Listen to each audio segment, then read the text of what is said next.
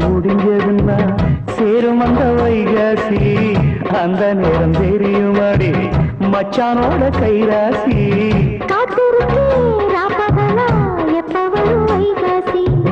சோறு கொண்டு போற புள்ள அந்த சும்மாடையருக்கு ஐயோ சோறு தண்ணி சாப்பிடல கொஞ்சம் ஊட்டி விடு எனக்கு சோறு கொண்டு போற புள்ள அந்த சும்மாடையருக்கு